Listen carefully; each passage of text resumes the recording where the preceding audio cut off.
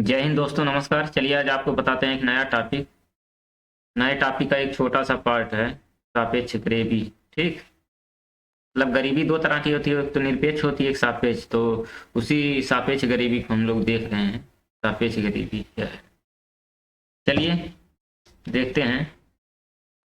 एक चीज ध्यान दीजिएगा, आप जिस पर ध्यान देना छोड़ देंगे ना, उसका नष्ट होना स्वाभाविक है। कुछ भी हो, आप जिस पर ध्यान देना छोड़ देंगे उसका नष्ट होना स्वाभाविक है। कोई भी चीज हो, चाहे वह स्वास्थ्य हो आपका, चाहे वह धन हो, चाहे व्यापार हो, चाहे संगत हो, या कोई रिश्ता ही हो, चाहे कोई रिश्ता ही क्यों ना हो। ठीक, अगर आप उस पर ध्यान नहीं देंगे तो उसका नष्ट होना स्वाभाविक है।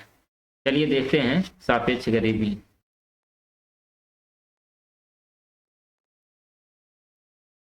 सापेक्ष गरीबी ये गरीबी का ही एक पार्ट है। गरीबी मतलब दो तरह की होती है, एक निरपेक्ष एक सापेक्ष। तो यही सापेक्ष गरीबी है। यह सापेक्ष गरीबी क्या बताती है? आय की असमानता।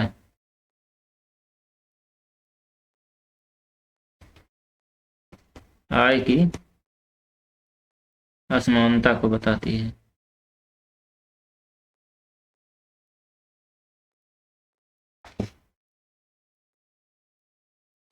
सापेक्ष गरीबी जो है आय की असमानता को बताती है। ठीक, और क्या बताती है? यह जो है विकसित देशों में पाई जाती है। ठीक, सापेक्ष गरीबी विकसित देश में पाई जाती है। इसको दो तरह से मापते हैं। सापेक्ष गरीबी दो तरह से मापते हैं। एक तो लॉरेंज वक्र से, लॉरेंज लॉरेंज वक्र से, और दूसरा जो है गिनी गुणांक से। ठीक, चलिए पहले जो लॉरेंज वक्र से देख लेते हैं। ठीक, चलिए पहले लॉरेंज वक्र से देख लेते हैं कि सापेक्ष गरीबी जो है किस तरह से मापते हैं। ध्यान दीजिएगा,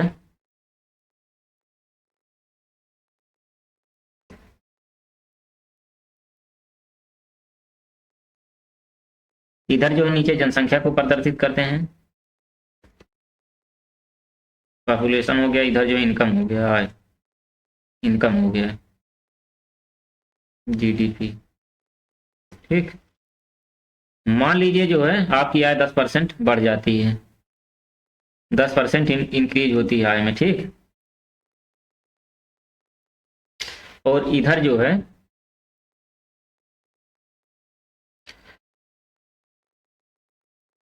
यहां से जो है ये आपका हो जाएगा आदर्श लॉरेंज वक्र। आदर्श लॉरेंज वक्र, लॉरेंज वक्र। ठीक, ये जो हो जाएगा आदर्श लॉरेंज वक्र। अब देखिए, ध्यान से देखिएगा, या तो आदर्श लॉरेंज वक्र मतलब आय के समानता की रेखा है यह। ठीक, यह जो रेखा है यह आय के समानता की रेखा है। आय के समानता की रेखा है यह। ठीक, लेकिन यही जो थोड़ा अगर नीचे से जाएगा,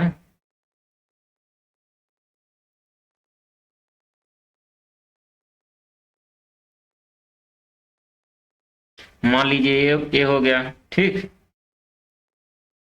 उसके बाद जो है उसके और नीचे से जा रहा है, तो बी हो गया, सी हो गया। क्या क्या प्रदर्शित कर रहा है? ये आय की असमानता रेखा है। ये जो सीधा गया है एकदम, ये आय के समानता की रेखा है। ठीक, और इसके नीचे जो ए बी सी ए बी सी रेखा है, आय की असमानता को प्रदर्शित करता है। ठीक, मान लीजिए कोई देश ये है, ए नाम का देश है। ठीक, और 10% जो है उसकी आय है, और 20% जनसंख्या को बांटी जा रही है।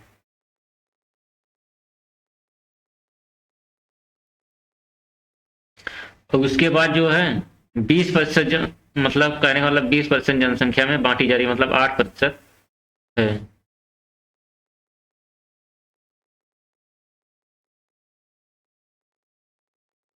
ये मान लीजिए यहां से है, ये मान लीजिए 8% है। और यही जो है 8%, 8% 20% की जनसंख्या में बांटी जा रही है। आय जो है 8% आय है, उसके बाद जो है 5% आय है। 5% आय जो कितने में बांटी जा रही है, वो भी 20% में, 20% जनसंख्या में बांटी जा रही 5% आय। कहने का मतलब आय जो है यहाँ पे घटती जा रही। पहले देखिए यहाँ पे हाईएस्ट जो है ये जो आदर्श लारेंज वक्र है, ये 10% आय रेखा पर है। ठीक, 10% आय रेखा पर 20% जनसंख्या में बांटी जा रही है जो इनकम है। उसके बाद देखिए उसके नीचे जो है बी वाला वक्र जो गया उसके नीचे से गया है, जो कि आय की जो है असमानता को प्रदर्शित करता है। बी वाला रेखा, ए वाला रेखा है, और 10% से नीचे से होकर जा रहा है। ठीक, तो यह जो है क्या, यह जो है 8% मान लीजिए हो गया। ठीक, 8% से होकर जाता है, इनकम 8% हो गई, लेकिन तब भी यह भी 20% जनसंख्या को बांटना है। ठीक, और 5% जो है यह भी 20% जनसंख्या को बांटना है। तो एक तरफ देखिए यहाँ की असमानता को व्यक्त करता है नीचे, और जो सीधा सीधा एकदम गया है आदर्श लारेंज वक्र, मतलब ये आय की समानता को व्यक्त करता है।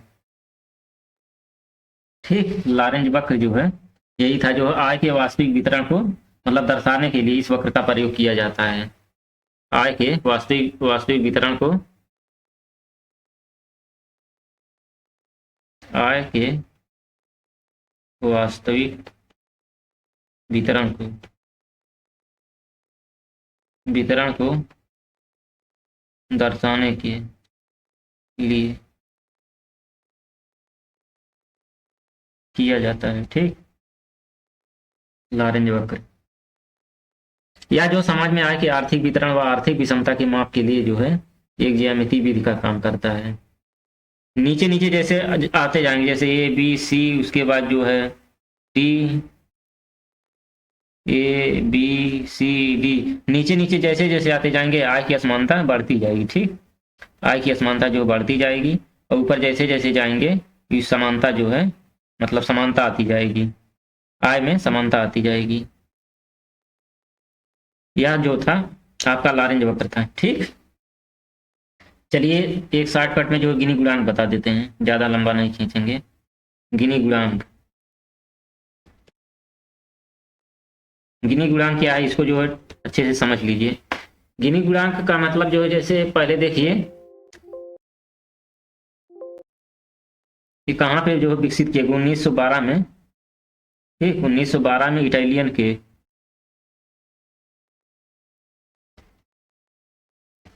इटालियन के जो है ओरेडो गिनी ने इसे विकसित किया। ठीक, ओरेडो गिनी ने इसे विकसित किया।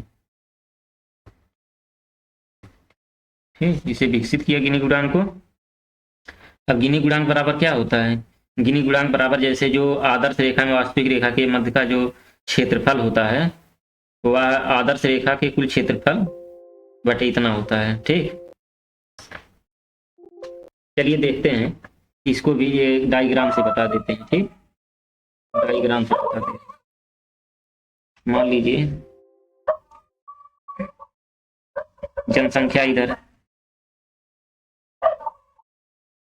ठीक, यह जो है जनसंख्या है, और इधर ऊपर जो है इनकम है।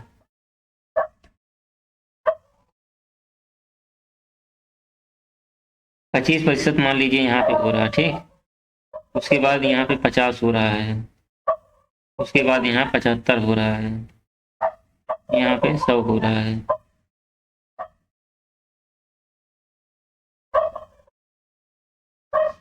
चलिए देखिए, ये जो है आदर्श रेखा है, आदर्श रेखा यह है, तो ये जो है वास्तविक रेखा है, एक नीचे से गया है, ये वास्तविक रेखा है। ध्यान से देखिए, तो ये जो है ये रेखा है, यह बी रेखा है। ठीक, अब देखिए सवाल क्या कहता है, गिनी गुणांक क्या कहता है, मतलब आदर्श रेखा एवं वास्तविक रेखा के मध्य का क्षेत्रफल, कहने का मतलब ये वाला क्षेत्रफल। ठीक, आदर्श रेखा एवं वास्तविक रेखा,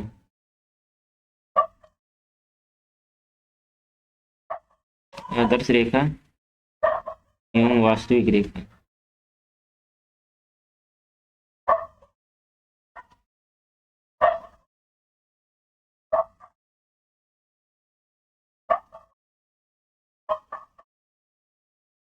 एक मध्य का क्षेत्रफल बटे आदर्श रेखा से कुल क्षेत्रफल।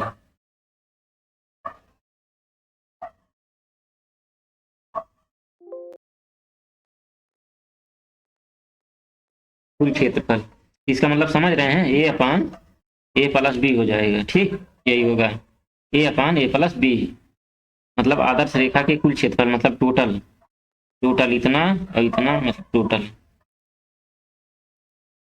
तो मध्य का क्षेत्रफल का मतलब ये, ध्यान से देखिएगा, ये बी होगा, यह जो है ये होगा।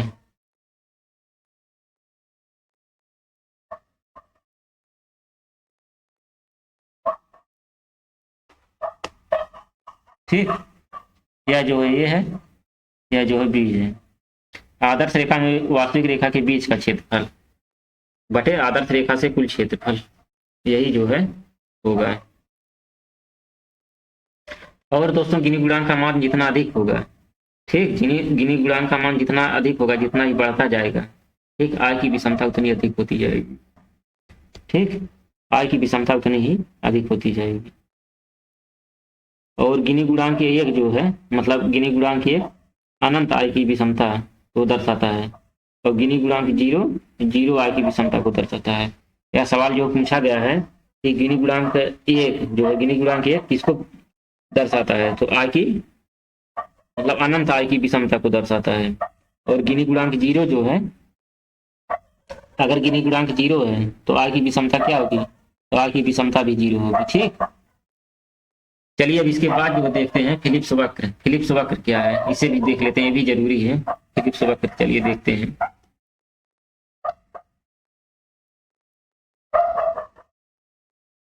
फिलिप्स वक्र,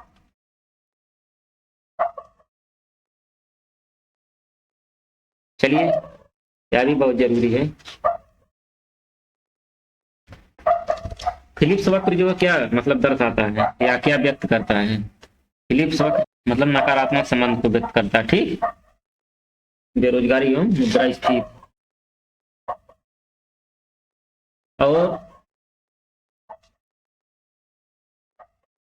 और यह जो नकारात्मक संबंध व्यक्त करता है, इन्हीं बिंदुओं को, इन्हीं बिंदुओं के पथ, पथ को क्या कहेंगे, फिलिप्स वक्र कहेंगे। बेरोजगारी और मुद्रास्फीति के जो नकारात्मक संबंध को दर्शाता है, और इन्हीं बिंदुओं को, इन्हीं बिंदुओं के पथ को क्या कहेंगे, फिलिप्स वक्र कहेंगे।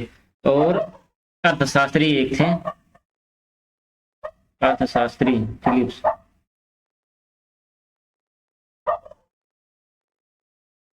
ठीक, अर्थशास्त्री फिलिप्स ने इसे प्रस्तुत किया। सवाल पूछेगा फिलिप्स वक्र किसने प्रस्तुत किया, तो आपका जवाब होगा कि अर्थशास्त्री फिलिप्स ने जो है इसे प्रस्तुत किया है। और जिसमें दिखा है मुद्रास्फीति की दर एवं बेरोजगारी की दर में विपरीत संबंध होता है इसमें, फिलिप्स वक्र में मुद्रास्फीति और बेरोजगारी,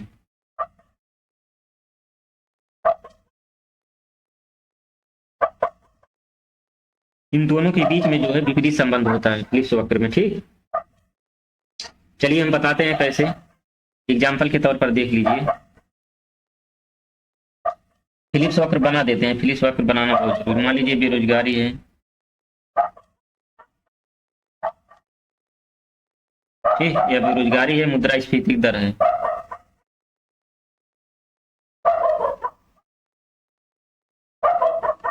इधर जो है मुद्रास्फीति दर है, इधर जो है बेरोजगारी। ठीक,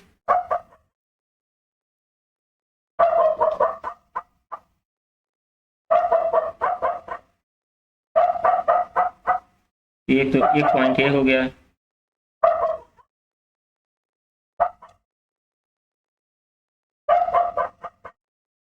एक ये हो गया, और दो और यह जो पूर्ण रोजगार को दर्शा रहा है, पूर्ण बेरोजगारी।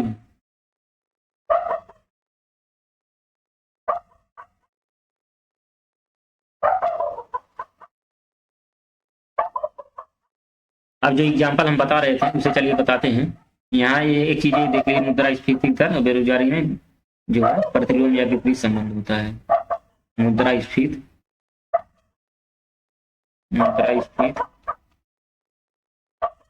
मान बेरोजगारी, ठीक, यह जो है दर्शाता है।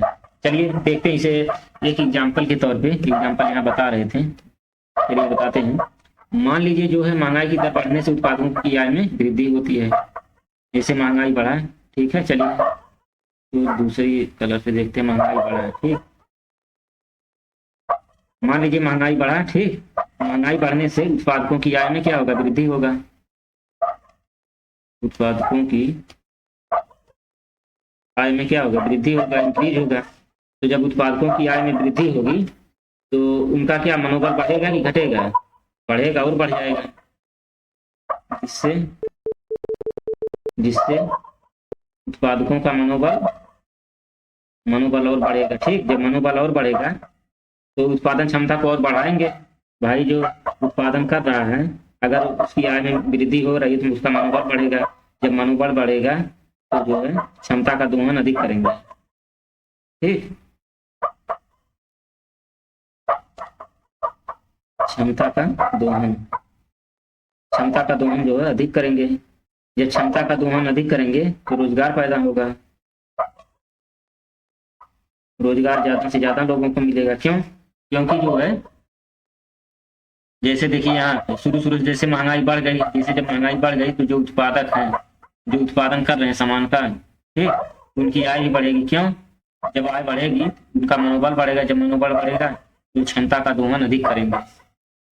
जैसे जो उनकी क्षमता है उसका ज्यादा से ज्यादा उपयोग करेंगे, ठीक, और जिससे रोजगार बढ़ेगा। जैसे नए नए मतलब फैक्ट्रियों में जो है काम बढ़ जाएगा। जब काम बढ़ जाएगा तो लोगों को रोजगार मिलेगा। तो जब रोजगार मिलेगा बेरोजगारी घटेगी, बढ़ेगी, बेरोजगारी जो है अपने आप कम हो जाएगी, ठीक। यह था जो है फिलिप्स वक्र, ठीक, जो कि जो है मुद्रास्फीति एवं बेरोजगारी की दर में संबंध को व्यक्त करता था, विपरीत संबंध को व्यक्त करता है। चलिए दोस्तों, मिलेंगे नेक्स्ट वीडियो में। जय हिंद, जय भारत, नमस्कार दोस्तों।